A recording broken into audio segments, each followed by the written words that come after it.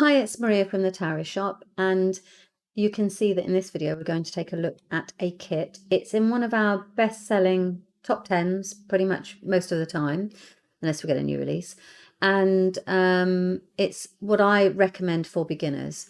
The reason for that is because you get everything in one little kit. So it's a super little pack, and for the price that you would pay, to be fair, for a deck. This has a special place in my heart because, not because of the kit, but because of the deck that's used within it, because I actually read with it professionally for, I think, probably about 5 years, actually. And I started with the Arthurian, moved on to the Rider-Waite, and from the Rider-Waite, I then moved to the Gilded. I have since gone back to the Rider-Waite, but I really enjoyed it. It's a beautiful deck. It's really nice to have a look through. So we'll have a look at it in a second. But this is what you get in the kit, and it's the Easy Tarot by Josephine Ellishaw, the book's by Josephine Ellishaw, and the deck in here is by Ciro Marchetti. I mean, who doesn't love a Ciro Marchetti deck? They are gorgeous. He's a beautiful artist. So within this deck, you get a box. Let me just show you, sorry. You get a box like this, and the box has got the cards in. I've actually taken the cards out. So you get this, and I don't know what you would call this. It's like a spread template, is it? You lay it down and then it tells you the positions of the cards. I want to talk to you about that in a second, actually. And then also the book. So let me pop the box to one side.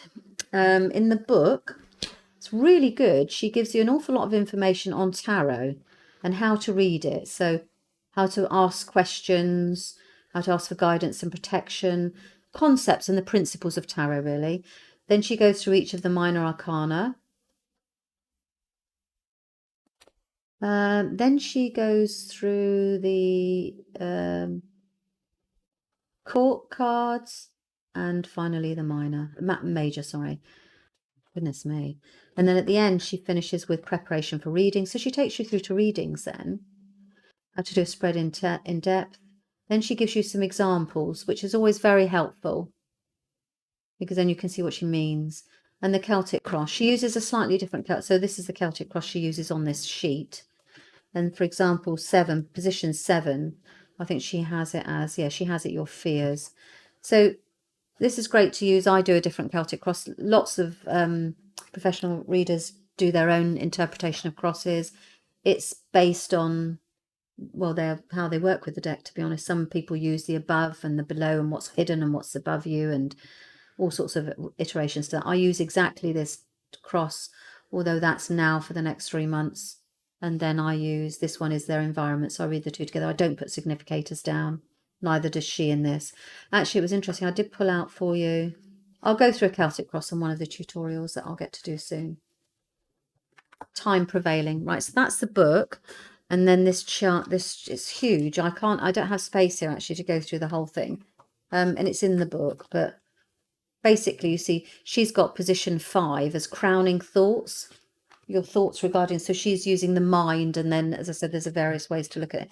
This is the original Gilded Tarot Companion by Barbara Moore for Ciro's deck, which you're going to have a look at. Let me just take that this deck here. As I said, I've had it for years. I don't even know how long I've had it actually, but this was the original book.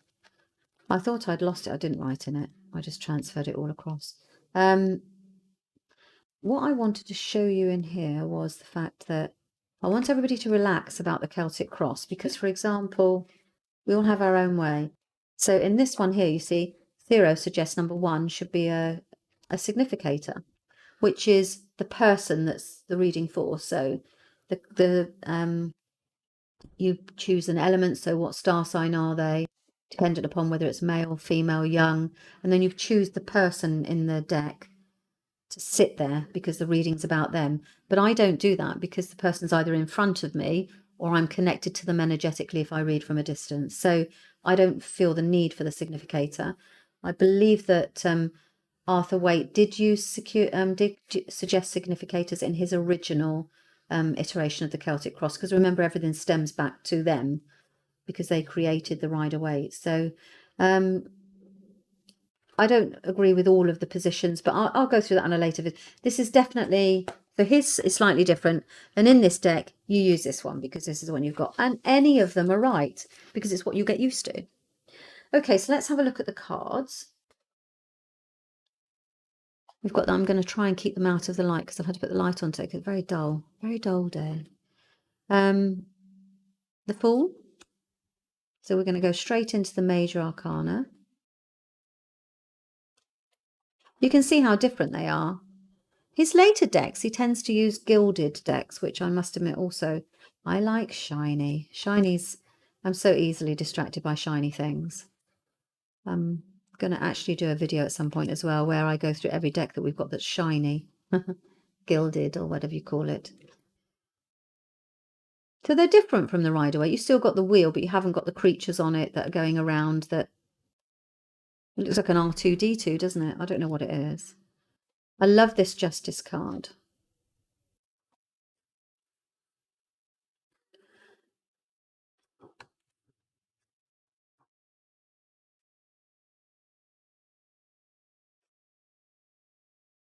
And the difference here is I tend to say that this tower needs to come down because it's built on instability. So it's not on a stable platform.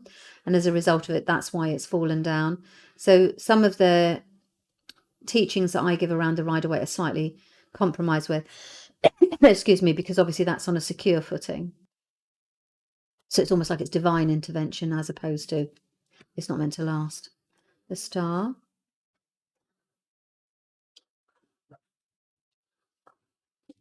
Oopsie. Got a tickle in my throat now, excuse me. Right. And I've got quite a few videos to do, so I'm going to persevere. Please bear with me. See, he's still defending himself, so it's easy to... I didn't struggle at all when I, as I say, when I moved across. And you see, he's had enough, you know, he's on his knees almost. But he's got one leg up. He knows he needs to just push himself to that almost completing. The Nine of Wands is you're almost there. And then you're carrying the weight of the world on your back. I love this Two of Cups. Isn't that gorgeous? They're looking at each other.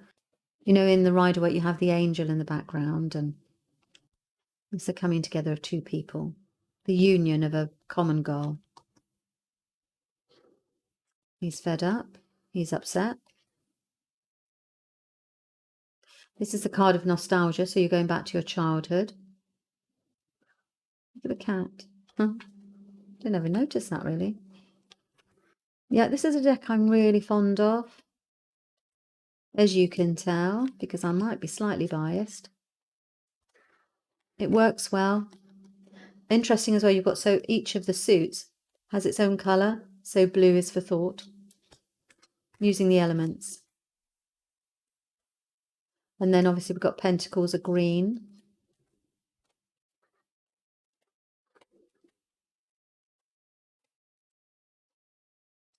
Nice, we like this card. And then we move into the Courts. It's just the way the deck has come out of the box.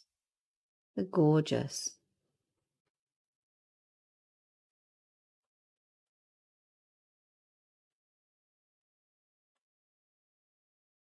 Feels slightly Celtic, doesn't it? Queen. Never really thought about it too much. I just saw it and fell in love with it. So that is the Gilded Tarot.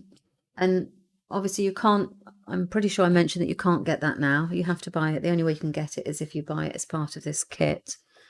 And this is the Easy Tarot. That's the book by Josephine Ellishaw. And this is the deck, the Gilded Tarot by Ciro Marchetti.